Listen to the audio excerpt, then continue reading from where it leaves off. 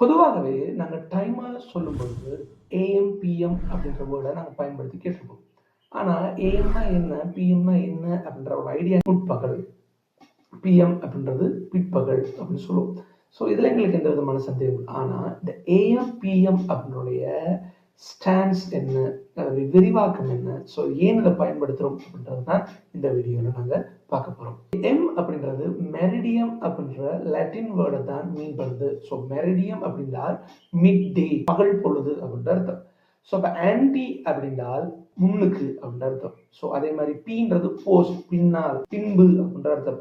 So அப்போ AM அப்படின்னுடைய meaning anti meridiem, PM அப்படின்னுடைய meaning post meridiem. So anti meridiem அப்படின்றால் முற்பகல் அப்படின்ற அர்த்தம். ஸோ பிஎம் அப்படின்றது பிற்பகல் அப்படின்ற அர்த்தம்.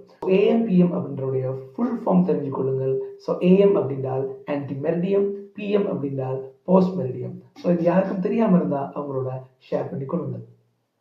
Just remember this, small changes with the SK make you better in English. Thank you.